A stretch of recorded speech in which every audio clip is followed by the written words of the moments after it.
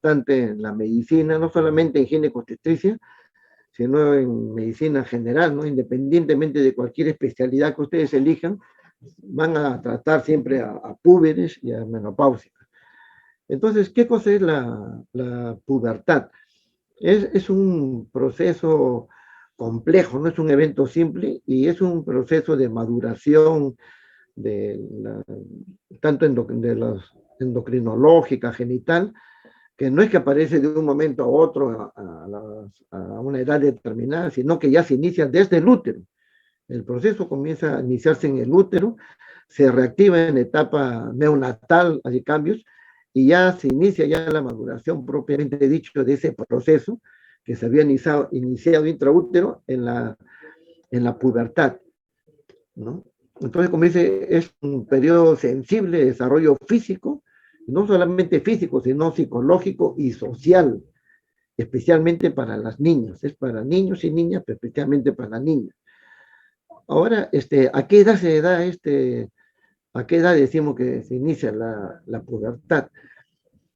Es variable, por ejemplo, la Sociedad Española de Ginecobstetricia lo considera a los 14 años. ¿Ya? Ahora,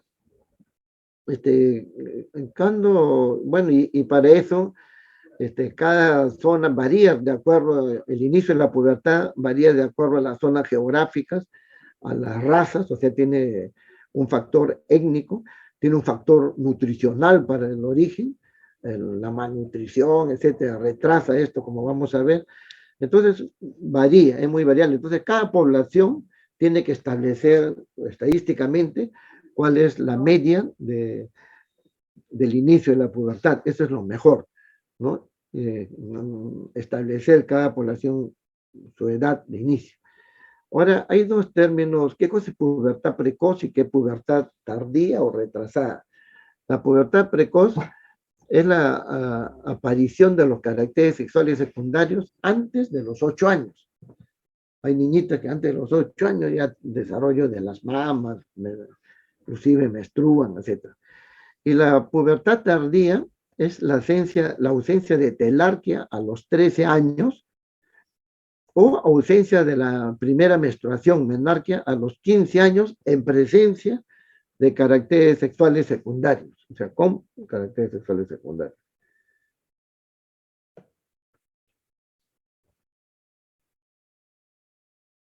Bueno, no avanza, ¿qué pasa?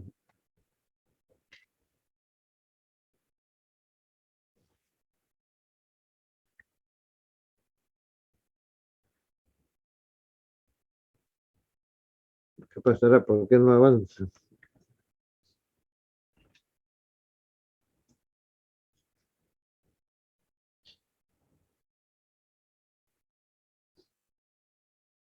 ¿Qué habrá pasado? ¿Alguien podrá ayudar? Por qué no está bloqueado? Ah, ya está avanzando.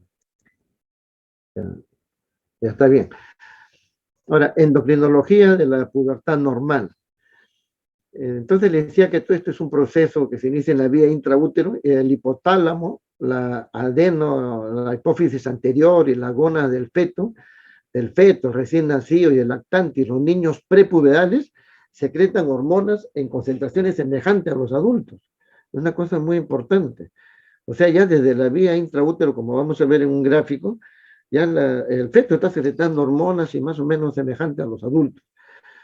Pero el generador del impulso hipotalámico, esta expresión usada por Nobel, que describe la naturaleza rítmica y pulsátil de la gónado del liberina, la GNRH.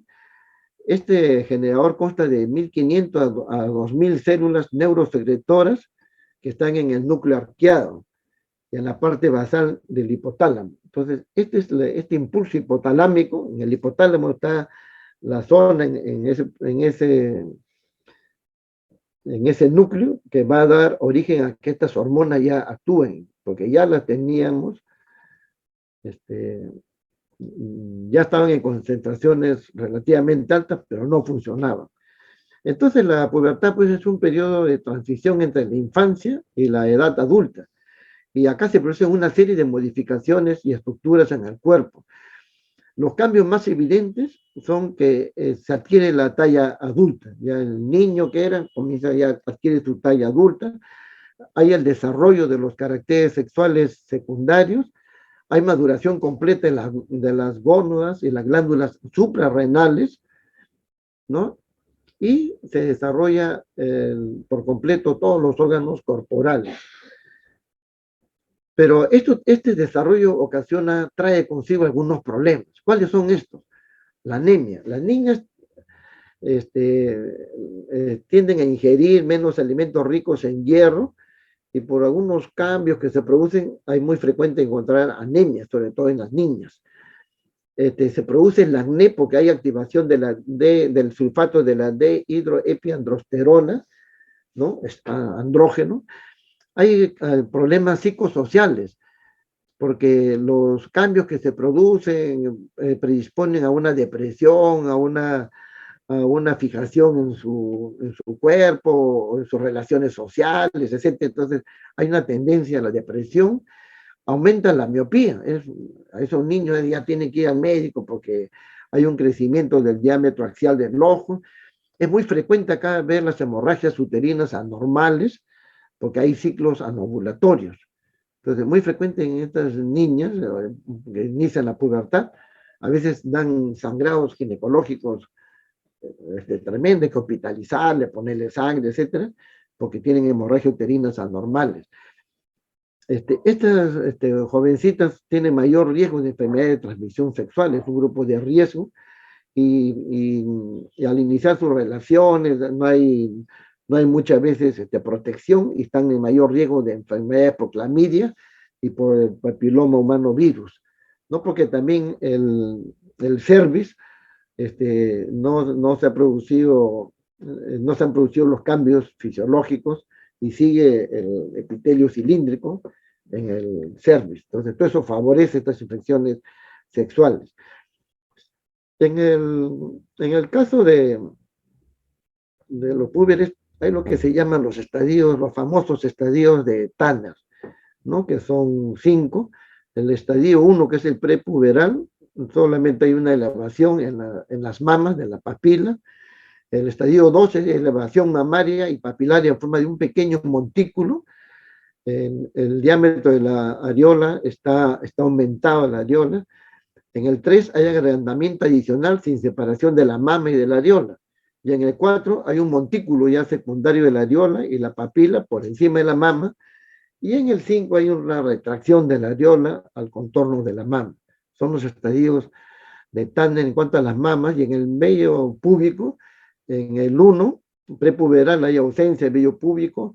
En el 2 hay un vello ralo, largo, pigmentado, a lo largo de los labios mayores solamente. En el 3, el vello es más oscuro, grueso, rizado, se extiende por el monte de Venus. En el 4 ya hay abundante y está limitado al monte Venus, y en el 5 está en el monte Venus y un poquito en la parte interna y superior de los muslos, ¿no? Como vemos acá, grado 1, 2, acá está en el monte 4 y acá en el monte Venus y un poquito en la zona inguinal. Y en cuanto al desarrollo, este es el prepuberal, acá aparece un brote mamario, elevación de la mama, el montículo con la areola, y acá ya hace solamente un contorno de la areola al mismo nivel de la mama. ¿Cuál es la secuencia de estos acontecimientos puberales?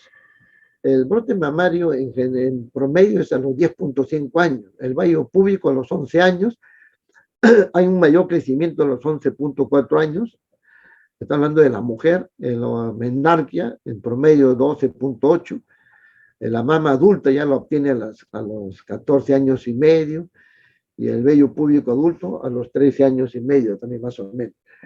Y acá le decía, fíjese, ya desde que tiene el estadio 1 de Turner, la la hormona folículo estimulante, la LH, el estradiol y el sulfato de la dehidroepiandrostenediona, tienen cambios conforme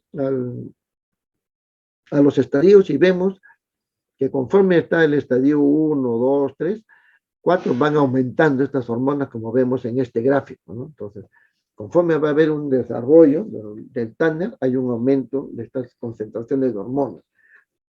Ahora, la edad de la menarquia es variable y ha ido cambiando a través de las últimas décadas. Como ven en este gráfico, por ejemplo, en 1840, en el siglo antepasado, empezaba la menarquia a los 17 años. Como hay este estudio en Noruega, Finlandia. Ya en 1880, por ejemplo, ya en Suecia era a los 15 años, en el año 1920 ya bajó a los 20 años, y en los años 60 ya bajó 13, 12 años, y ahorita estamos a 11 años, ¿no? Baja cada vez, ha bajado el inicio de la menarquia a nivel mundial. Y en cuanto a le decía, en las concentraciones de hormonas,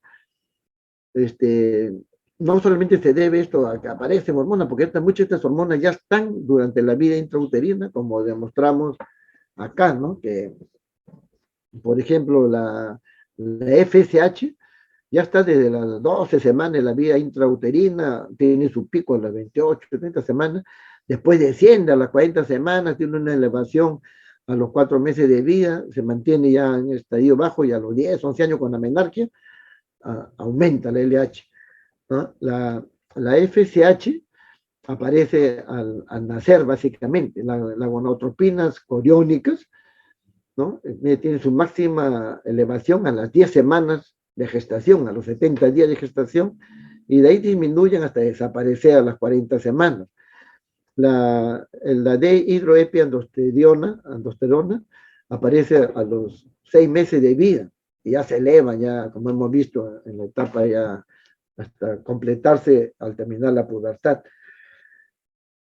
Y el estradiol no es que aparece pues en la menarquia, sino ya antes, un poco antes, ya aparece en el estradiol a los 12 años, y ya comienza a aparecer. Ese sí aparece cercanamente al inicio de la pubertad. Y acá hay una diferencia en el crecimiento corporal, en la talla de las niñas y niños, de las chicas y chicos, y acá como se ve en este caso, ¿no? La mujer tiene su pico de crecimiento antes, a los 11 años, como habíamos dicho, 11 años y medio, y en cambio el hombre tiene su pico de crecimiento a los 14 años y medio, pero crece un poco más, ¿no? El hombre. Hay todas esas diferencias. Ahora, ¿cuáles son los tipos de la pubertad precoz central? De origen central, es idiopática y tiene su máxima incidencia entre los 6 y 8 años. No es idiopática, no hay una causa así específica. Pero cuando ya se identifica cuáles son estos tipos, pueden ser tumores intracraneales. Es antes de los 8 años, y es corresponde al 10% de toda la pubertad precoz. Estos pueden ser craneofangiomas, armatomas hipoficiarios. Puede ser que una encefalitis, una meningitis, un niño que ha tenido eso, ocasione una pubertad precoz, lesiones infiltrativas, cáncer, lesiones traumáticas, las malformaciones, defectos de cierre del sistema nervioso central, como la hidrocefalia, el hipotiroidismo, que se ha iniciado desde el nacimiento, puede ocasionar esta pubertad precoz. Cuando se ha tenido que irradiar el sistema nervioso central por un tumor, o también por una sensibilización secundaria, una hiperplasia suprarrenal congénita, el síndrome de McCunnick-Albrigts. ¿Qué cosa es el síndrome de McCunnick-Albrigts? Es una enfermedad genética rara que se caracteriza por alteraciones en los huesos. En los huesos hay manchas, hay pigmentaciones en el cuerpo, manchas café con leche, y trastornos hormonales que producen la pubertad precoz, el síndrome de McCune-Albrigts. Y las causas genéticas, que son mutaciones como el GPR54, etc. Entonces, la pubertad precoz periférica, la que hemos dicho, las otras son centrales. Las periféricas, que son GNRH independientes, son por problemas ováricos, ¿no? Tumores productores de ovario, el mismo síndrome de McCune-Albright, el aporte exógeno, por la niña, por X motivo, ha estado comiendo alimentos ricos en estrógeno, le han estado administrando fármacos, cremas que tienen estrógeno, etcétera, puede darle una pubertad precoz o un hipotiroidismo primario. ¿Y cómo hacemos el diagnóstico? Como todo en medicina y como hemos estado viniendo repitiendo, la anamnesis es fundamental. En la anamnesis tenemos que ver, preguntar antecedentes familiares, hay antecedentes de endocrinopatías, hay otros antecedentes de pubertad precoz, cuál es la talla de los progenitores. Hay una fórmula incluso para determinar la talla, si está normal, una fórmula matemática que es la edad paterna menos 13 más diré la talla paterna en centímetros menos 13 más la talla materna entre 2. Entonces, eso debe ser más o menos la talla que va a tener el puber al iniciarse la pubertad. Edad paterna en centímetros, menos 13, más la edad materna entre 2. Entonces, todo eso tenemos que preguntar la talla, en cuanto a los antecedentes personales, enfermedades previas, cómo ha sido la curva de crecimiento, qué edad empezó a caminar, qué tratamientos ha tenido farmacológicos. En el examen físico tenemos que ver pues la talla, el peso, cómo están las mamas, las axilas, los genitales, qué tamaño tienen, en el caso de los testículos, el volumen de los testículos, en el caso de la niña, cómo están las mamas, como hemos visto, el estadio de Turner, la piel, si hay manchas, café con leche, que nos hablaría de un síndrome de McCune-Albright, ¿no? El acné, hay acné, estaría hablando de un aumento de los andrógenos, principalmente del sulfato de hidroepiandrosterona, cómo está la tiroides, hemos dicho, y en concordancia con eso, ¿qué exámenes le vamos a pedir? Justamente pues las hormonas tiroideas, las gonadotropinas, FSH, LH, estradiol, el test de la GNRH. El test de la GNRH consiste, como se administra en forma pulsátil, se secreta la GNRH, no podemos medirlo porque cada 15 minutos tiene un pulso. Entonces lo que se hace, se mide indirectamente, administrando 100 microgramos de GNRH y se mide la gonadotropina, la LH, a los 30 y 60 minutos. Y al administrar la GNRH debe duplicarse la gonadotropina, la LH. Si administramos, porque es un problema de hipogonadismo, no sabemos si es hipotalámico o hipofisiario.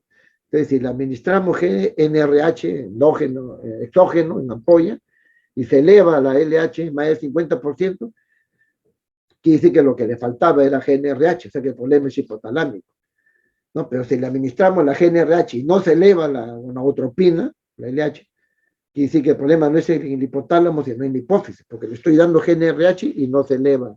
Entonces, así tenemos que ir determinando, ¿no? Hay síntomas de hirsutismo, para eso empleamos la escala de Ferriman-Galwin, ¿no? Que son 9 partes del cuerpo, ver dónde hay vellos, etcétera, dosaje de cortisol, testosterona, 17 hidroxiprogesterona, el dosaje del sulfato de dihidroepiandrosterona, como hemos dicho, hacer una estimación de la edad ósea, para eso se hace una radiografía de la mano, sobre todo la mano izquierda. La ecografía también sirve porque cuando no hay un desarrollo en la prepuber, el cuello del útero es del tamaño, inicialmente en las niñitas, es el cuello del útero más grande que el cuerpo, en una proporción de 2:1, después se pone el cuello del útero, es del mismo tamaño que el cuerpo uterino, pero ya cuando ya entran a la pubertad,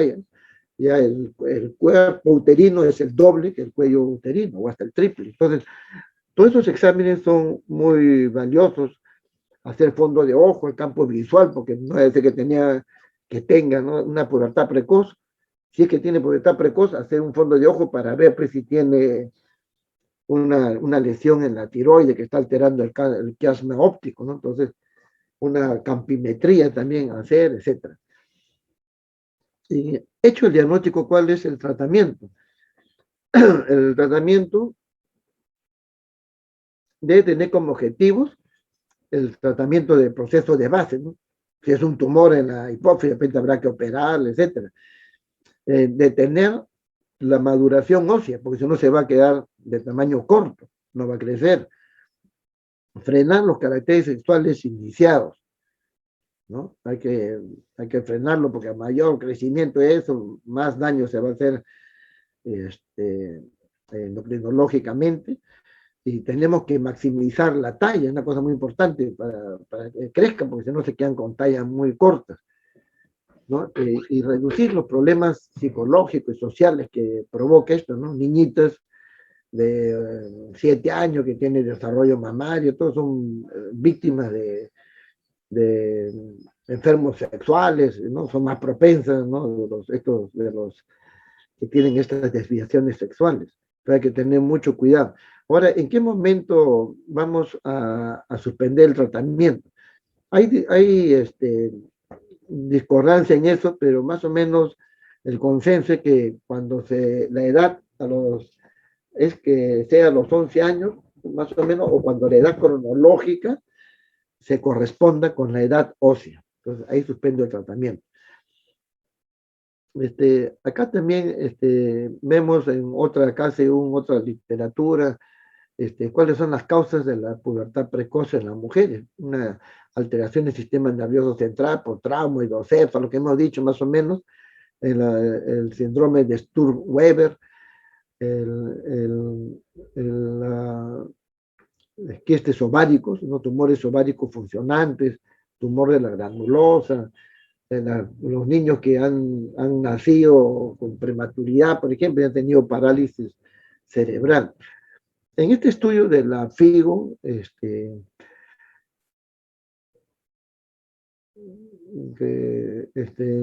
la FIGO hizo un estudio del año 2014 muy importante sobre la pubertad, y acá en esencia este estudio, ¿qué es lo que dice? Que cuanto más, no necesariamente hablando de la pubertad precoz, pero, y si es pubertad precoz, peor todavía, pues, ¿no? Cuanto más precoz se inicia la pubertad, se inicia a los 10 años, etcétera, cuanto más precoz se inicia la pubertad, las mujeres tienen más posibilidad de hacer obesidad, imagínense. Entonces, toda esa cuestión es muy importante, porque al iniciarse la pubertad, ustedes ven una persona obesa, ¿a qué edad fue se inició su menstruación, la pubertad? Más tempranamente, claramente este es un problema endocrinológico. Y también tener en cuenta que esas niñitas que han empezado tempranamente su pubertad, hay que decirles que hagan ejercicio, etcétera, en su estilo de vida, porque si no van a hacer en mucho mayor cantidad, va a ser obesidad. Hay diferentes estudios que hablan eso. A menor edad de inicio de la pubertad, más posibilidad que en la vida adulta tengan obesidad. Ya, ahora, entonces le decía que hay que identificar las causas y dar el tratamiento. ¿Y en qué consiste el tratamiento? Podemos dar antiandrógenos como el acetato de ciproterona, están las dosis, 50, 75 miligramos por metro de superficie corporal. También administrar análogo, la GnRH, el Euprolid, una serie de medicamentos, y para evitar los efectos secundarios, el efecto de la desmineralización, podemos dar análogos intranasal, como es la nafarelina, 6 pulverizaciones al día, que corresponde a 1200 miligramos. O también estos análogos de la GnRH se pueden administrar subcutáneo o intramuscular, como el acetato de leuprolide, la triptorelina, etcétera, ¿no? Entonces, eso es en cuanto a la pubertad precoz. En cuanto a la pubertad retrasada, que es otro problema, que ahora ya es el problema que no la niña no inicia la pubertad. Entonces, ¿cuándo se define eso? Le decía que cada población debe tener su estadística de cuál es su edad promedio y se considera la pubertad retrasada cuando está 2 a 2,5 desviaciones estándar por encima de la edad media de la aparición de la pubertad en la población. Esa es la definición más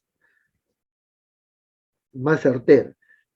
Pero otros también ponen ausencia de la telarquía a los 13 años. Eso le decía también, ¿por qué no es tan certero? Porque varía la pubertad, pues, de acuerdo a las razas, etc. Entonces, hay zonas que la pubertad se inicia a los 11 años en promedio. Entonces, vamos a esperar hasta los 13 para decir. Entonces, lo mejor es hacer con estas divisiones de estándar, pero en términos generales, si no hay telarquía, la presencia de telarquía, ausencia de telarquía a los 13 años, y en el caso de las mujeres y en el caso de los hombres, cuando los testículos a los 14 años de edad tienen un volumen de menos de 4 centímetros cúbicos. El retraso constitucional del crecimiento puberal es más frecuente en los hombres que en las mujeres, es una proporción de 9:1. ¿No? Hay un contexto familiar también acá interviene la herencia, y las manifestaciones clínicas son falta de crecimiento, ¿no? De la talla, hay falla en la maduración ósea, no se produce hay una demora en el inicio de la pubertad. Y en estos casos también hay que considerar a la nutrición. Cuando un niño está desnutrido, etcétera, puede producirse esta pubertad retrasada. También hay que considerar en estos casos al factor de crecimiento insulínico tipo 1, ¿no? Que está asociado acá con con la pubertad precoz, cuando hay resistencia parcial a la acción de la hormona de crecimiento, o está afectado este factor de crecimiento insulínico tipo 1. ¿No? En cuanto al hipogonadismo, hipogonadotropo funcional, también da una pubertad precoz, ¿no? Hipogonadismo, hipogonadotropo, o sea, con pocas gonadotropinas. Entonces, hay falla en el crecimiento, bueno, y es una cosa muy importante en la nutrición, como hemos dicho. Como dice diferente literatura, es más frecuente en los hombres, se presenta 60% en hombres, con 30% en mujeres, otros lo ponen 9:1. El hipogonadismo hipogonadotrópico es responsable del 10% de estas alteraciones. Por eso es que hay que medir la LH, FSH. Hay también alteraciones congénitas, que es el hipogonadismo génito, ¿no? Que es a nivel hipotalámico. Este es el famoso síndrome de Kalman, ¿no? Que es una falla a nivel del hipotálamo, y se caracteriza porque hay anosmia, ¿no? Ya sea total o parcial, ¿no? Y son sujetos de talla alta, ¿no? Es más frecuente también en hombres, son sujetos de talla alta con poco desarrollo de los genitales, hipogonadismo, y acá se asocia un gen claramente que es el KAL1, ¿no? Que es el que causa la anosmia. Muy bien. Ejemplo, así como esto, también el síndrome de Klinefelter, ¿no? Sujetos de talla alta con genitales muy, muy pequeños, ¿no? Más frecuente también en el testículos pequeños, un poco de ginecomastias, como ven acá, ¿no? Todo esto se ocasiona en pubertad y retrasada, y en el caso de las mujeres, el famoso síndrome de Turner, también otra alteración cromosómica, ¿no? Que hay un hipogonadismo hipergonadotrópico, porque hay una falla de los ovarios, entonces se producen las gonadotropinas, aumentan para estimular el ovario, pero no responde. Son mujeres, niñas de talla corta, como vemos acá, poco desarrollo mamario, están en esta posición de cúbito valgo, tienen terigio colis a nivel del cuello, tienen varios estigmas que al examen físico pueden resaltarse. Entonces, pues hemos visto que en el hombre, ¿no? Menos de 4 centímetros cúbicos a los 14 años es una pubertad retrasada, y en el caso de las mujeres, la telarquia, si no aparece a los 13 años, sería la pubertad retrasada. ¿Cómo evaluamos esto? Nuevamente acá, la historia familiar de pubertad retrasada. Hay en la familia antecedentes, el interrogatorio. Ustedes, no solamente en ginecostetricia, sino en toda la especialidad que tengan, tienen que ser muy minuciosos en la historia clínica, es fundamental. Entonces, buscar síntomas y signos de enfermedades crónicas. Estamos diciendo que la malnutrición, enfermedades consultivas pueden ocasionar esto. Entonces, buscar porque tiene una enfermedad de Crohn, otra alteración, tenemos que ser clínicos e investigar, a ver por qué está malnutrido este niño.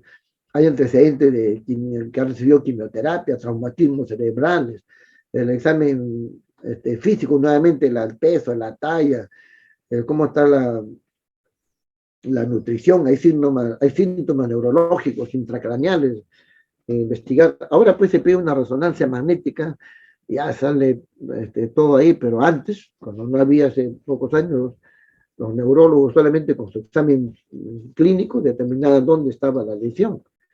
Y no, ustedes no siempre, hay casos, no siempre van a tener una resonancia magnética, porque están en sus serums, algo, entonces los exámenes, el examen neurológico básico, hacerlo por lo menos, ¿no?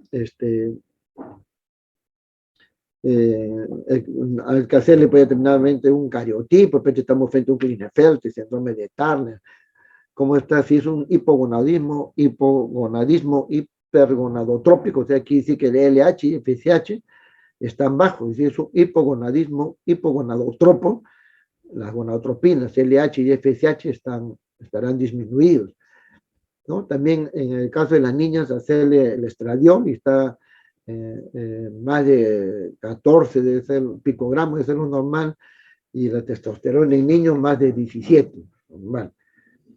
Entonces, ¿cómo es el tratamiento? En el caso del retraso constitucional de crecimiento puberal, tenemos que dar testosterona a dosis baja, ¿no? Ya sea de testosterona intramuscular en forma mensual, y en las mujeres administrar estrógenos a dosis bajas también, ¿no? Y tratando de que la edad cronológica con la edad ósea se equiparen, ¿no? Dar también, si hay desnutrición, pues administrar bien y inducir, en este caso al contrario, no hay desarrollo de los caracteres sexuales en la pubertad retrasada, entonces inducir al desarrollo de los caracteres sexuales. ¿Cómo los inducimos? Podemos administrar análogos de la GnRH, ¿no? Leoprolid, otras cosas también, ya en otras dosis, o si no podemos administrar con gonadotropinas. Hay una serie de productos en el mercado, ¿no? Gonadotropinas coriónicas humanas, la FSH, LH, vienen en ampollas, se administra, o también administrar estrógenos, ¿no? Estrógenos. Entonces, como vemos acá, cuando hay retraso mamario y del vello púbico, hay que determinar la edad ósea y hacer estos exámenes fundamentales. Gonadotropinas, FSH, LH y estradiol. Y si es un hipogonadismo hipergonadotrópico, o sea que están elevados el FSH, LH, hay que hacerle un cariotipo para ver si es un síndrome de Turner. Si es un hipogonadismo hipogonadotrópico, hacer una resonancia magnética, el cerebro, hemograma, puede que hay una infección, velocidad de sedimentación, y prolactina y hormonas androgénicas como sulfatos de la dihidroepialdosterona. ¿Cuál es el objetivo en la pubertad retrasada? ¿No? Producir el desarrollo puberal, pues al contrario de la pubertad precoz que había que evitar ese desarrollo. Acá hay que producirlo porque no tienen mamas, los órganos genitales son pequeños, etcétera.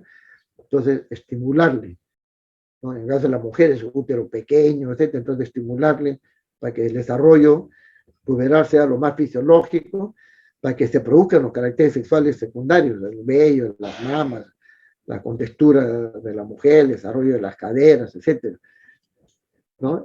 Para que haya un desarrollo, que no haya una desproporción, porque tienen los brazos largos, las piernas largas, etcétera, en el caso de los hombres, en el caso de la mujer, piernas cortas, brazos así. Entonces, todas estas desproporciones con tratamiento se pueden mejorar, dando hormonas de crecimiento y una serie de sustancias, evitar la pérdida de la masa ósea, que va a ocasionar después osteoporosis y sobre todo tratando de que estos no pierdan su fertilidad. Entonces, eso es en cuanto a la pubertad, que tiene una serie de alteraciones, como hemos visto. El otro tema de hoy, ya no gana el tiempo, es la menopausia, la transición menopáusica. Acá es interesante tener en cuenta que la esperanza de vida de las mujeres ha tenido cambios dramáticos en los últimos siglos, ¿no? En los últimos 150 años. En el año 1850, ¿no?, al inicio del siglo pasado, la esperanza de vida de la mujer era, fíjese, 42 años nomás. Esa era la esperanza de vida, en promedio, 42 años. Las mujeres morían, ¿por qué? Morían por la mortalidad materna, morían en el parto, infecciones, etc. ¿No? Pero conforme ha ido aumentando las décadas, la esperanza de vida de las mujeres ha ido aumentando a tal punto de que la esperanza de vida de las mujeres actualmente es más de 80 años. ¿No? Países como el Japón, tiene cercanos, son 100 años, 104 años. Entonces, ¿qué significa una mujer que tenga una esperanza de vida de 90 años, 80 años? Si tenemos en cuenta que la edad de la menopausia es en promedio 50 años. Antes la esperanza de vida era 42 años, entonces la menopausia, que eran poquísimas, pues las que lograban pasar esa esperanza de vida, las que lograban pasar los 40 años, y llegar a los 50 para la menopausia era un poco porcentaje de la población. Pero ahora resulta que si una mujer vive 90 años, 80 años, la mitad o más de la mitad de su vida de la mujer va a estar en la etapa menopáusica. Imagínense, antes la etapa de la menopausia en la mujer representaba una pequeña proporción de su vida. Ahora es más de la mitad de su vida es menopausia. ¿Y qué significa eso a nivel poblacional demográfico? Que cada vez tenemos más mujeres menopáusicas, como lo vemos acá en esto, ¿no? Todo este sector, más población de mujeres menopáusicas. Y otro dato interesante es que las mujeres ya cuando entran en la menopausia, las mujeres mayores de 50 años, 60 años, tienen menos posibilidad de morir que los hombres. Por ejemplo, y se calcula que, por ejemplo, acá en el año, por cada 100 mujeres, ¿no? En el año 1900, que vivían 75 años o más, por cada 100 mujeres habían 96 hombres, casi igual. El año 79, a los 85 años, por cada 100 mujeres de 85 años, habían 45 hombres nomás de esta edad. Y se calcula que para el año 2050, a los 85 años, ¿no?, va a haber pues menos de 40 hombres por cada 100 mujeres. O sea que las mujeres viven más. Entonces, en esta etapa de la transición menopáusica se producen cambios fisiológicos y sobre todo hormonales dramáticos, drásticos, como lo observamos acá. Al iniciarse la menopausia, un poquito antes de la menopausia, la FSH, fíjese cómo se eleva en forma tremenda, así casi, ¿no?, perpendicular, se eleva la FSH, se eleva la LH también, y el estradiol, los estrógenos disminuyen, mire cómo disminuyen. Entonces, esta disminución de los estrógenos va a ocasionar toda una serie de acontecimientos en la mujer, que muchos de ellos que alteran su calidad de vida de la mujer, en la disminución de la hormona femenina, de los estrógenos. Y el aumento de la FSH y LH también va a ocasionar otras alteraciones. Entonces, la mujer, más que el hombre, la mujer tiene estos cambios así dramáticos en sus hormonas, que ocasiona un cambio trascendental en su vida. Entonces, ¿qué cosa es la menopausia? Dice acá el periodo en el cual transcurren los últimos años de la vida fértil, ¿no? Hay una serie de definiciones. Esto comienza con ciclos menstruales irregulares, cuando la mujer dice, doctor, yo menstruaba cada mes, ahora me está viniendo cada 3 meses, ya tiene 47 años, debe ser el inicio ya de la menopausia, ¿no? Y se extiende, se inicia con trastornos irregulares, el primer signo, y se extiende hasta un año después de que se ha interrumpido la regla permanentemente, ¿no? Esa es la transición menopáusica, la perimenopausia. Todo hasta un año después que la regla se ha ausentado totalmente. Entonces, el término más correcto para referirse a esa transición menopáusica, se dice que tiene una duración de 4 a 7 años y la edad promedio de 47 años.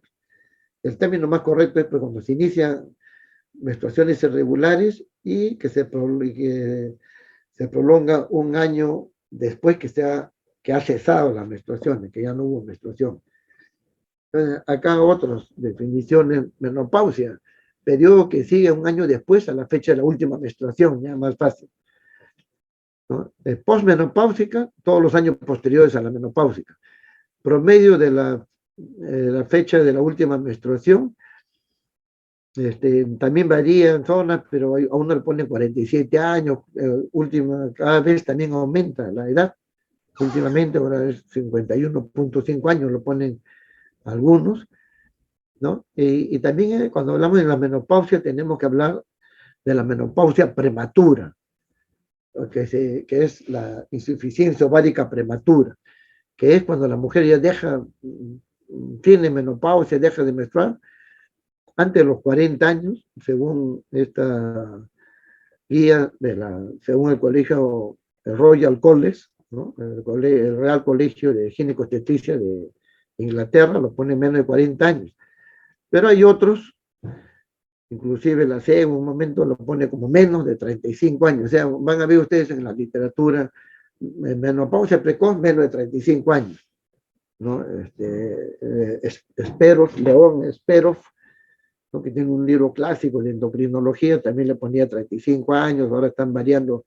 Bueno, la cosa es que el Royal College, en su guía NICE, que es una guía autorizada pues, en ginecobstetricia, lo pone menos de 40 años, como se produce el cese de la menstruación, entonces sería una insuficiencia ovárica prematura o menopausia prematura, ¿no? Pero esto no es solamente que se suspende, porque se puede suspender por otro motivo, síndrome de Ackermann, etc. Se suspende la regla y hay elevación de la gonadotropina, sobre todo de la FSH, ¿no? La perimenopausia, el climaterio, es todo el periodo alrededor de la menopausia, ¿no? Meses, o 1, 2, 3 años antes, y el periodo que sigue a la fecha de la última regla.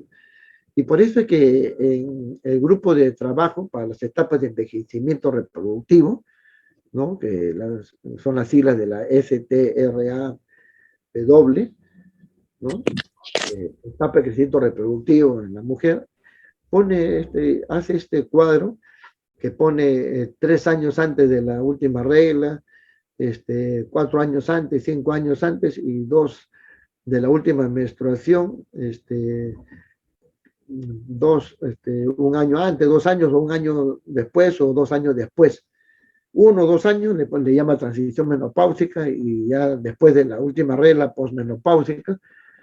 Y y acá le ponen, esta etapa tenía que estar menos 3, 5 años antes de la última regla, todavía está en etapa reproductiva, ya incipiente, máxima, tardía. Bueno, y le pone todas estas consideraciones, porque los ciclos, ahí pueden producirse ciclos ovulatorios, alguna vez se pueden salir gestando en esta etapa, sobre todo en esta etapa acá de la reproductiva, menos 3, menos 4, 5 años, o sea, 46 años, pueden salir gestando, 47 años, etcétera, ¿no? Por ejemplo, acá la FSH 3, 4, 5 años antes está normal, pero 4 o 5 años antes está normal. A partir de los 3 años antes de la última regla, ya se altera, se eleva la FSH. Ese es un signo precoz, elevación de la FSH, que es una característica de la menopausia, ¿no? Y lógicamente en la posmenopausia que esté elevado. Muy bien.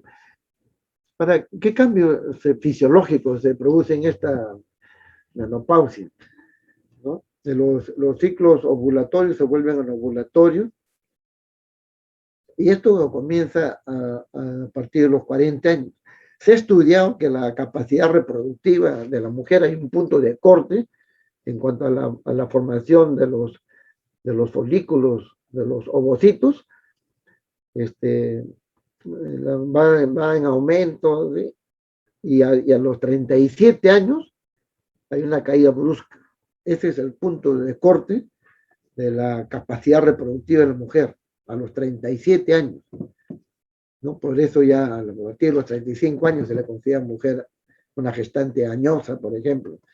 Y a partir de los 40 años eso se hace mucho más evidente, y ya se hace también muy difícil. La posibilidad que una mujer geste ya a partir de los 40 años disminuye también dramáticamente. Ya disminuye a los 37, pero se hace sumamente evidente a partir de los 40 años. Entonces, el aumento en esta etapa de la menopausia, la transición menopáusica, hay aumento, una característica, aumento del FSH, ¿no? Disminución de la secreción de la inhibina a través de los ovarios, y una disminución pues, del estradiol, lógicamente, disminuye los estrógenos, que va a ocasionar una serie de problemas, como vamos a ver.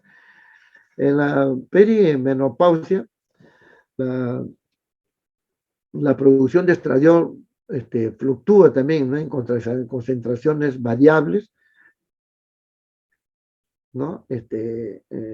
Mucho menores que en las mujeres que tienen menos de 35 años. Las concentraciones de progesterona también son menores que una mujer menor de 35 años. Y la concentración de testosterona no varía en una forma significativa. ¿Cuáles son esos cambios fisiológicos? Al producirse cambios en el eje hipotálamo hipófisis ovárico, ¿no?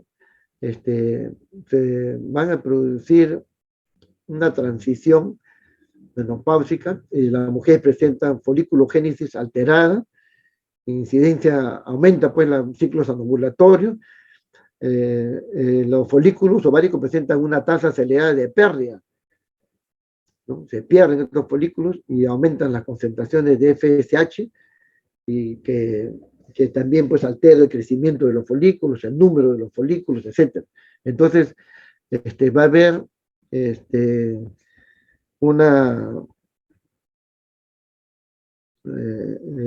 va a disminuir su capacidad reproductiva, que ecográficamente se puede determinar esto, porque según los criterios de Bolonia, el consenso de Bolonia que se hizo, que se dice que la mujer va a tener su capacidad reproductiva cuando tiene un volumen ovárico, sumando los dos ovarios, de menos de 5 centímetros cúbicos, y hay menos de 5 folículos mayores de 4 milímetros, ¿no? Entonces, esa es se considera también así, que disminuye esta capacidad reproductiva. La hormona antimuleriana también disminuye. La hormona antimuleriana, que ahora ya hay acá en el Perú, y es una hormona que ya está en el comercio relativamente, en la práctica médica relativamente reciente, es una glicoproteína secretada por las células de la granulosa, y hace que aumenten los números de los folículos secundarios y preantrales. ¿no? Se correlaciona con el número de folículos antrales tempranos, uno puede ver eso en la ecografía.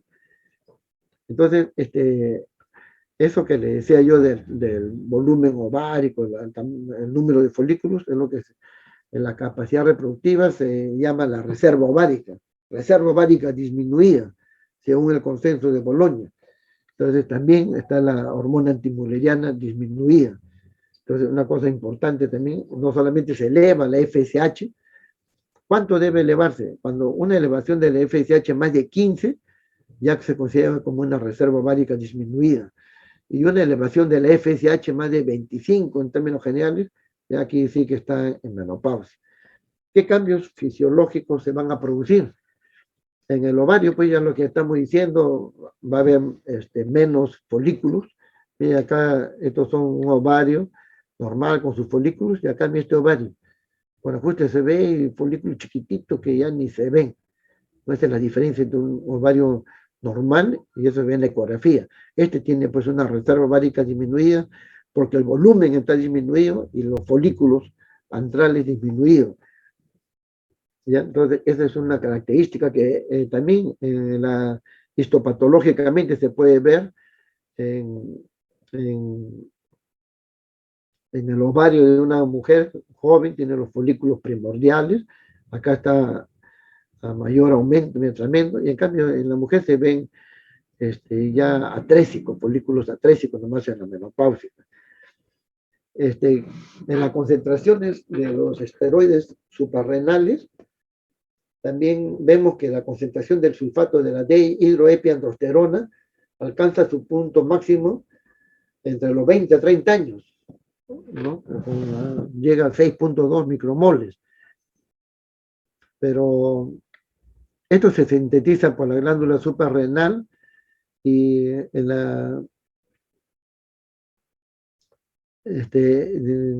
el ovario también se ayuda a producir estas hormonas, pero en la menopausia solamente se produce por la glándula suprarrenal.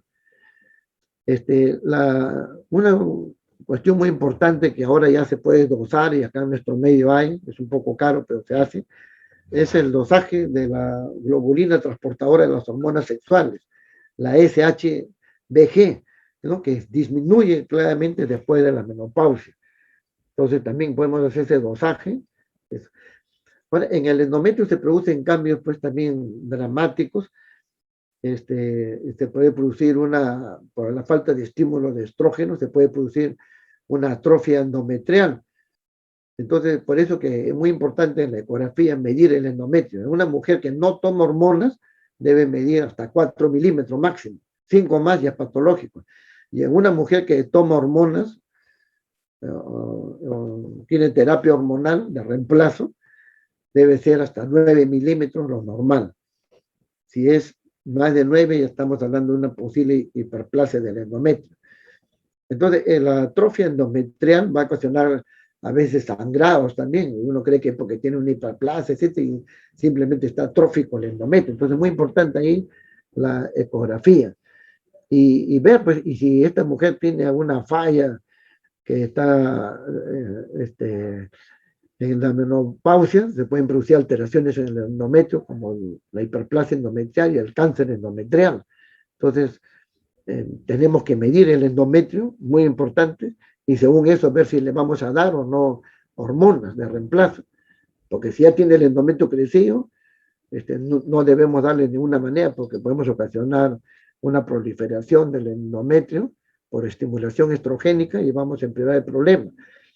Y siempre descartar en estos problemas de engrosamiento endometrial o que una mujer, posmenopáusica tenga sangrado. Todo sangrado posmenopáusico, sangrado genital después de la menopausia, hay que descartar cáncer de endometrio. A todas hacerle una biopsia en términos generales. Ahora hay una triada característica, una triada clásica para el cáncer de endometrio. Es la mujer obesa, mujer hipertensa y mujer diabética. Diabetes, hipertensión más obesidad son las que mayor riesgo tienen de cáncer de endometrio. Bueno, todo este problema pues, del endometrio puede ocasionar también las hemorragias uterinas anormales, así como ya habíamos dicho que en las niñas se producen en las púberes, esto, en la menopausia peor. Hay trastornos del endometrio, puede llevarle a hemorragias significativas y hay que descartar, la etapa donde más se producen pues las hiperplasias endometriales, cáncer endometrial, etc. Entonces tener mucho cuidado, ¿no? Las mujeres que toman tamoxifeno, también que han tenido cáncer de mama, entonces se les toma durante 5 años después se le da tamoxifeno. Esas están en riesgo, hay que estarle chequeando, ¿no? Que tiene riesgo familiar o genético. Acá, como le decía, la obesidad, la hipertensión, la diabetes. Las mujeres que han tenido varios poliquísticos, de jóvenes, ¿no? Al llegar a la menopausia, tienen más posibilidad de hacer cáncer de endometrio, una cosa muy importante también. Acá han tenido pues, menarquia precoz, etc. ¿Ya? Entonces, la anticoncepción y la fecundidad.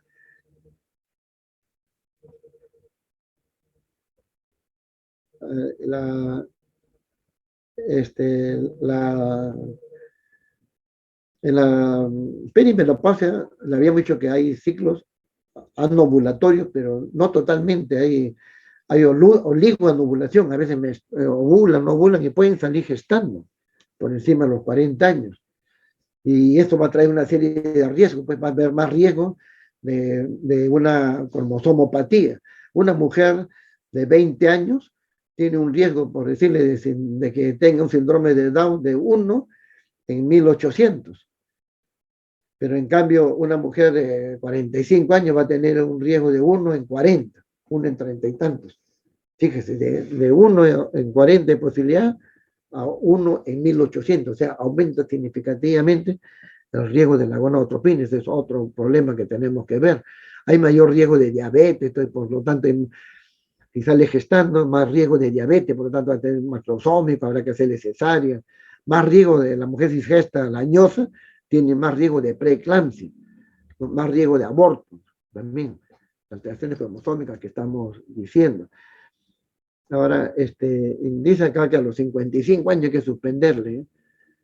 Hay mujeres que están 48 años, 49 años. En el hospital vemos así a veces 49 años. Y no tan infrecuente, ¿eh? No tan raro que ver así 48, 49 años. Pero el caso más dramático, ¿cuál es la mujer más longeva de la historia? De la historia, la que salió gestando más tardíamente. Según la historia,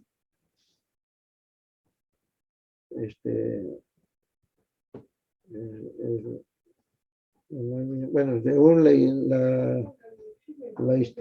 la historia está pues la esposa de Abraham, fue la que salió, se dice que estaba ya marchita, etcétera, y salió gestando.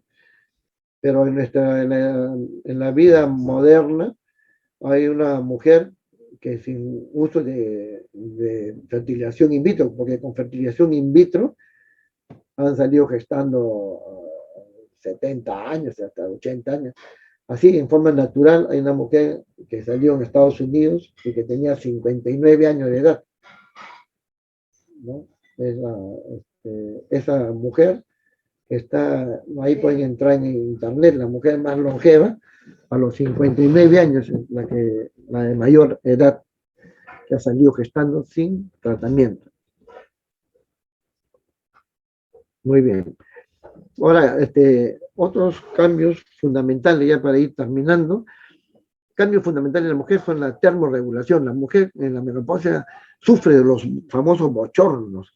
Estos son variables, duran 1 o 5 minutos, y eso es una cosa que les molesta, es una cosa característica, y se debe esto fundamentalmente por la elevación de la FSH, que hay que medirle. Estos síntomas mafomotores se caracterizan porque la mujer suda, tiene calor, oleada de calor de un momento a otro. También puede acompañarse de un aumento de la frecuencia cardíaca entre 7 a 15 latidos por minuto. La temperatura sube de 0.1 a 0.9 grados centígrados, casi 1 grado. Entonces, produce una serie de molestias en la mujer. En la menopausia también hay cambios en el sueño. Producen estos bochornos, también no le dejan dormir. La mujer está durmiendo, tiene esos calores, ¿no? Le despierta en la noche, varias veces se despiertan empapadas en sudor. También hay nicturias, se levanta para ir a orinar, hay cambios por la falta de estrógenos en el piso pélvico, se produce más incontinencia de orina. Fíjese todos los cambios que se van produciendo, alteraciones del sueño, ¿no? Que la mujer no duerme bien, está irritable, y ya que de por sí se producen cambios psicológicos, depresión, encima no duerme bien, irritabilidad, fatiga, deterioro de disfunción cognitiva, deterioro del funcionamiento, problemas de la memoria de corto plazo, irritabilidad, depresión, todo eso se produce. Entonces debemos aconsejar a la mujer para que evite esa ya amanece fatigada, a que haga ejercicio, que no esté sometida a mucho estrés, que esté bien hidratada, ¿no? Que no consuma alcohol, que no fume, ¿no? Y si no, pues enviarla al psiquiatra. Ahora, los bochornos y el insomnio tienen una relación directa, como vemos acá. Esta es dificultad para mantener, para conciliar el sueño, dificultad para mantener el sueño, y es cuando el sueño no es reparador, peor, mire, cuando los bochornos están ausentes, se presentan en este porcentaje, 7%, el sueño no reparador, 6.8%, dificultad para conciliar el sueño, 7.7%, y para mantener 30%. Pero cuando los bochornos ya aumentan y están muy pronunciados, de 7 a 35, el sueño no reparador aumenta de 6.8 a 35. Quiere decir pues que a mayor cantidad de bochornos, más problemas con el sueño, ¿no? Y igualmente en la premenopáusica, estos problemas del sueño son menores que en la posmenopáusica. Por ejemplo, 9 acá con la perimenopausia, 20 acá. Después ya de la menopausia, ya una vez que pasa la menopausia, ya nuevamente ya los bochornos ya no hay, el organismo ya se habitúa a eso y ya puede concebir. Pero acá se ve claramente, ¿no? Dificultad para conciliar el sueño, 9, y en la perimenopausia 16, casi al doble. Después ya disminuye a sus valores normales. Esta alteración del sueño produce una disfunción cognitiva, ¿no? Hay un descenso cognitivo, su capacidad también intelectual, etcétera, y hay que hacerle otros estudios y también los factores de riesgo es el tabaquismo, una cosa, la mujer que está aumentada de peso, hiperlipidemia, hipertensión, mucho alcohol, todo eso aumenta todos estos problemas. Y acá otro problema grave en la menopausia es la osteoporosis. Problema no grave, pero muy, muy importante en la menopausia, la osteoporosis. ¿Por qué? Porque la osteoporosis va a producir fracturas patológicas. Entonces, habrán visto ustedes quizás, nosotros vemos con cierta frecuencia, o es frecuente ver la viejita también, mi abuelita está perfectamente de salud, tiene 95 años, perfecto, está perfectamente de salud, qué bien, etc. Y un día en la casa se cruza el perro y se cae ahí nomás, una simple caída y se fractura la cadera. ¿Por qué? Porque tiene los huesos como cáscara de huevo. Se fractura la cadera, tiene que estar en silla de ruedas, ya la inmovilización, y ahí es el inicio del final. Porque ahí, por la inmovilización, le da una bronconeumonía y muere de bronconeumonía, y esa es la historia más o menos clásica, así, ¿no? De lo que está perfectamente bien, a raíz de una caída, se inició el fin. ¿Y por qué es esto? Acá hay en juego entran el ligando RAN, se llama RAN-L, el RAN y la osteoprotegerina, OPG. El ligando RAN es una proteína expresada por los osteoblastos y por las células que revisten el hueso. Estas se unen al RAN y lo activan. ¿no? Y promueven la formación, la función y la supervivencia del osteoclasto. Ustedes saben que el osteoclasto va a destruir al hueso. Entonces, el ligando RAN, el RAN-L, activa al RAN. Y el RAN es expresado por los osteoclastos y sus precursores. Entonces, aumenta la, la destrucción ósea, ¿cómo se llama? La destrucción ósea. Pero contra eso está la osteoprotegerina, que es secretada por los osteoblastos. Los osteoblastos son los que están formando el hueso, ¿no? Los osteoclastos están en relación a la resorción ósea. Entonces, la osteoprotegerina está secretada por los osteoblastos y por las células que revisten el hueso. Compite con el RAN-L, ¿no? Y bloquea la acción del RAN. Habíamos dicho que el RAN-L activa al RAN y el RAN va a,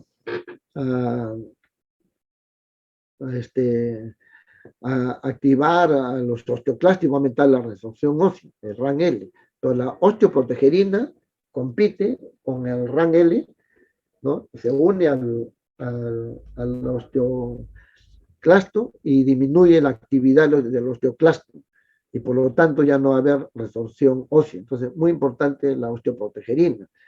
Bloquea la acción, la activación del RAN mediada por el RAN-L y por lo tanto influye la información de los osteoclastos, ¿no? Y por lo tanto disminuye la resorción ósea y puede producir la remodelación del hueso.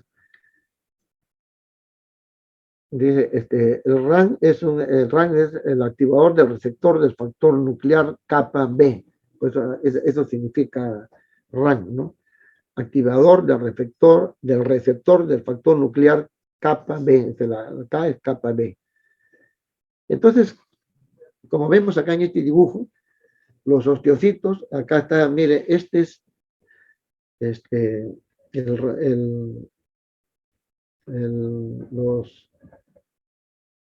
los osteoclastos, acá el RAN-L lo activa el RAN y van a activar la resorción ósea.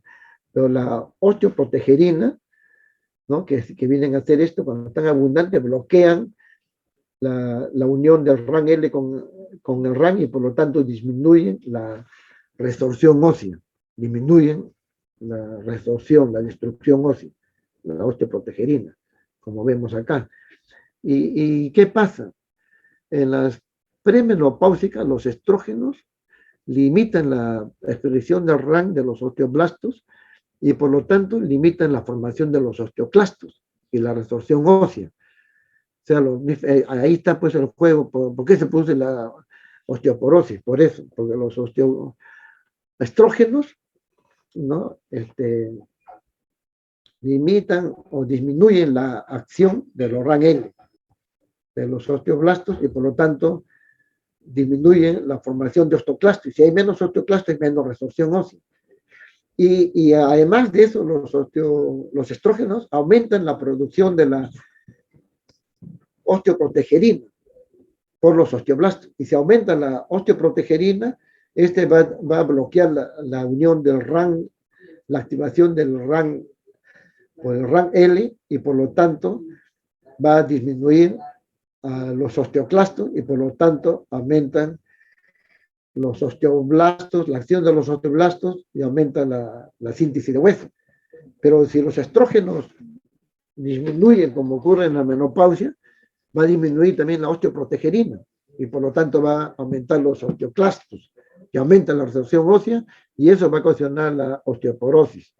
Entonces, ese es un problema serio, pues, ¿no? Dice, la fractura es la consecuencia más debilitante y clara de la osteoporosis. A nivel mundial hay 9 millones de fracturas osteoporóticas, fíjense, al año, las cuales ocasionan 5.8 millones de personas al año de discapacidad o pérdida de vida. Mueren muchos o si no quedan discapacitados porque una fractura o siempre tienen meses en silla de ruedas, etcétera, ¿no? ¿Dónde es esto fractura por osteoporosis? En la columna vertebral, en la cadera, en la fractura de colis, la muñeca. El calcio también se ve seriamente alterado en la menopausia, también es otro otra cuestión que hay que tener en cuenta, y por lo tanto la reabsorción renal del calcio, todo está alterado y aumenta pues la osteoporosis. La vitamina D también está alterada, por eso hay que decirle a la gestante que haga ejercicio al aire libre, que haya sol, el aire libre, la luz solar, ¿no? La luz ultravioleta va a favorecer el metabolismo de la vitamina D. Entonces, hay que decirle que no solamente haga ejercicio en su casa, sino que salga al parque, a la luz solar, ¿no? Entonces, las causas secundarias de la osteoporosis, otras causas, hay que ver si hay hiperparatiroidismo, la excreción excesiva de calcio, osteomalacia, etcétera. Haremos las pruebas correspondientes en ese caso. ¿Cuáles son los riesgos de la osteoporosis? Los mayores de 65 años, fractura de compresión vertebral, antecedentes familiares, fracturas osteoporóticas, tratamiento con corticoides, síndrome de mala absorción, hiperparatiroidismo primario, tendencia a caer, ¿no? A veces hay ciertas alteraciones visuales, los ojos, esas se caen y se produce esto. El hipogonadismo, menopausia temprana también, cuando es antes de los 45 años, que es diferente a menopausia prematura, que le había dicho. Y esos son los riesgos mayores. Y riesgos menores está el alcoholismo, tabaquismo, la artritis reumatoide, peso menor de 57 kilos y aumento de la pérdida de peso de más del 10% a los 25 años. El tratamiento prolongado con heparina, las mujeres que tienen síndrome antifosfolipídico, trastorno de la coagulación, eso aumenta la osteoporosis. Y esto está resumido acá. ¿Cuáles son los factores de riesgo ambientales para la osteoporosis? Acá está en juego la alimentación, los fármacos y los hábitos de vida. ¿Cuáles son los hábitos de vida? El tabaquismo y el sedentarismo aumentan la osteoporosis. Alimentación, poca ingesta de calcio, poca vitamina D, poco ejercicio al aire libre, cafeína en exceso, poca leche, pocos productos lácteos de calcio, mucho alcohol, consumo excesivo de alcohol, aumenta la osteoporosis.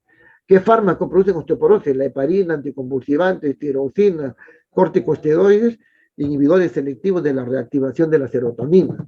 También es muy importante eso. Estamos diciendo que se da por la depresión, etc. Ahora, ¿cuáles son los factores fisiopatológicos? La edad, la raza, la carencia de estrógenos, ¿no? Como el caso de la menopausia, el poco peso corporal y ciertas enfermedades. En los cambios cardiovasculares, en la menopausia también la causa de muerte por problemas cardiovasculares es la principal causa de muerte en las mujeres, ¿no? Y esto debido a cambios ateroscleróticos en los vasos sanguíneos. Entonces, este es otro problema que se presenta en la menopausia. Los lípidos también se alteran, produciendo hipilipidemias, alteraciones en la coagulación. La mujer comienza a aumentar de peso, ¿sí?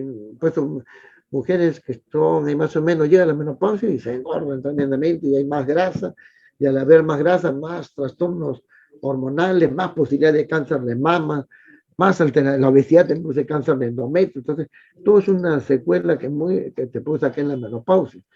Se producen cambios mamarios. Las mamas pierden ya su consistencia porque pierden el tejido glandular y se llena de grasa, por eso se más flácido, se caen las mamas, etc. Hay cambios en el aparato reproductor. Los estrógenos juegan un papel importantísimo en el piso pélvico. Al haber poco estrógeno, se debilitan los músculos del piso pélvico, entonces aumenta los prolapsos genitales y aumenta la incontinencia de orina y el esfuerzo, que es un problema grave, frecuentísimo en las mujeres.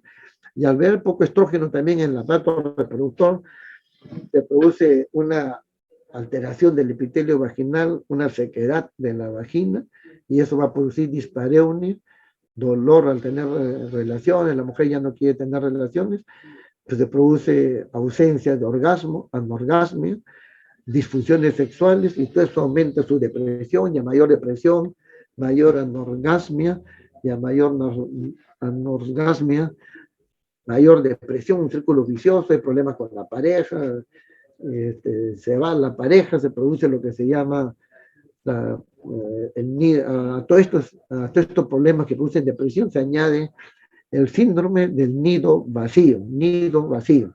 ¿Qué significa el síndrome del nido vacío?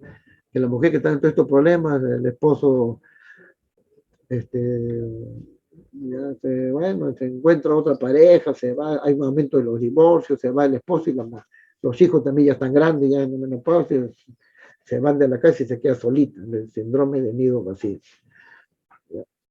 Ya hemos dicho, los 25% tiene un grado de dispareunia, las disfunciones sexuales son muy frecuentes, en la vagina, en la piel aumenta, se altera el colágeno, hay aumento de las arrugas en la piel se hace más flácida. Acá en el caso de la vagina también se hace más friable, sangra por traumatismo mínimo, puede haber más, puede haber desgarros vaginales en el coito, etcétera. Cambios psicosociales, ya hemos dicho, hay síntomas psicológicos, cognitivos, depresión, cambios emocionales, insomnio, fatiga, toda una serie de alteraciones en la mujer. El aparato urogenital, ya hemos dicho, prolapso y incontinencia orina el esfuerzo, sequedad vaginal, dispareunia, cambios dermatológicos, arrugas, prurito, porque manchas en la piel, comienzan a salir una serie de manchas en la cara, en diferentes partes del cuerpo, todo eso le preocupa a la mujer, hiperpigmentaciones, la piel se seca, hay pues envejecimiento en ese parto, cambios en los,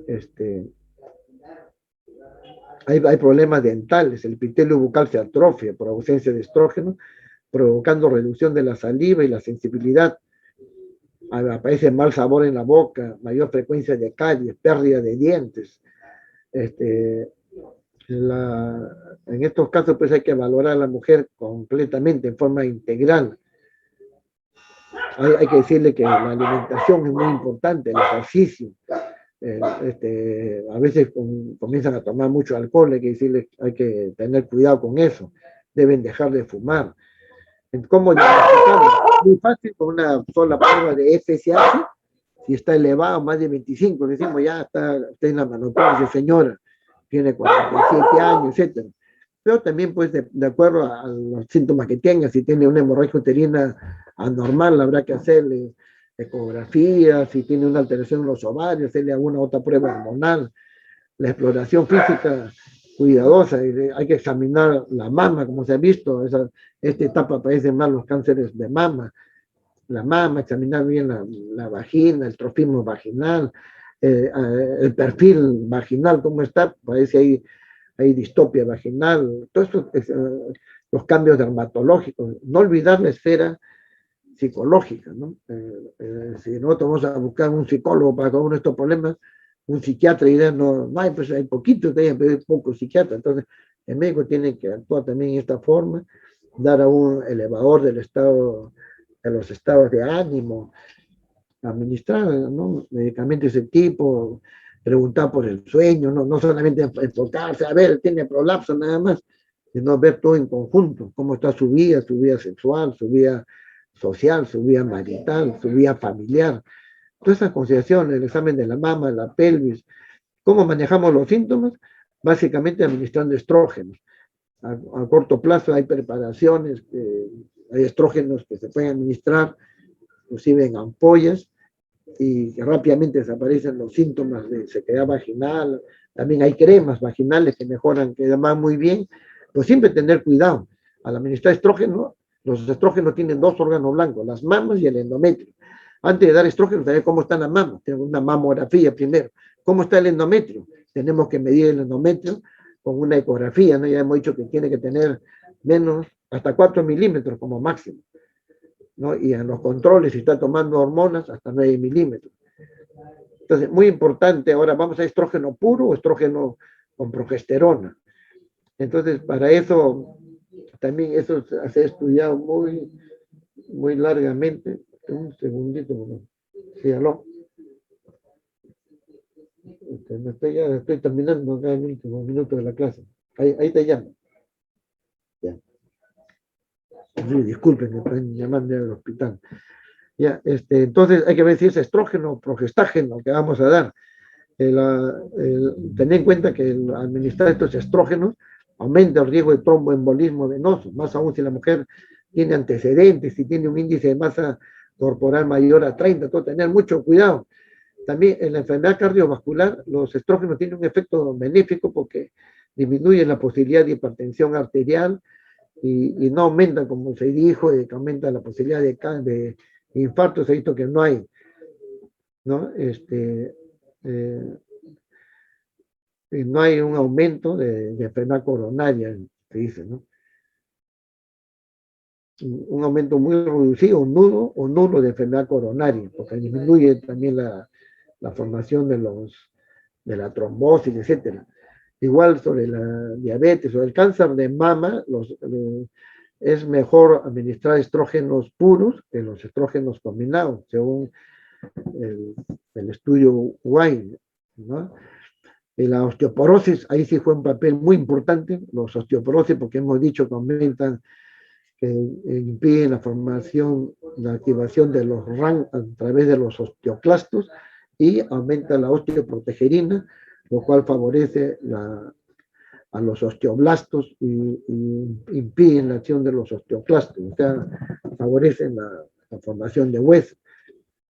Hay estudios, el estudio de las enfermeras, estudios clásicos, etcétera, que también tiene que ver, se cree que disminuyen la demencia, hay otros que dicen que no tiene que ver, sí aumentan la fuerza muscular, y acá están los riesgos, de acuerdo a los años en que se toman, cuál es el riesgo. Hay un pequeño riesgo para algunas enfermedades, pero sin embargo para la enfermedad cardíaca y para la fractura de fémur, como vemos acá, está disminuido, según este estudio de la guía NICE, y el estudio WHI, que es un estudio que crea un paradigma en la historia de la medicina, ¿no? Que se tuvo que suspender porque se dijo que esto que aumentaban los riesgos de cáncer de mama, etcétera. Ahora, 20 años después del estudio WHI, ya se ha visto que hay muchas fallas en interpretación y en general hay que dar estrógenos, pero cada vez a dosis mínimas. Ese es más o menos el consenso, estrógenos a dosis mínimas, puede ser en tabletas o también hay en spray.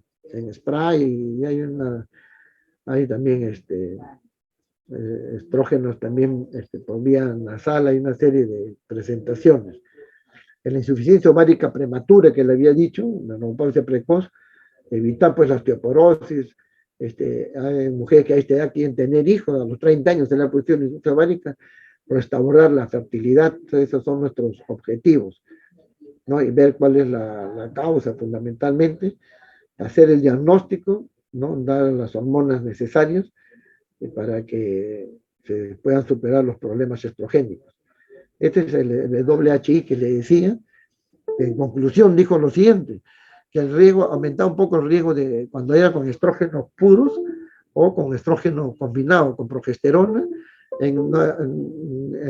solamente en la cardiopatía isquémica, mejor eran los estrógenos puros que dar combinados.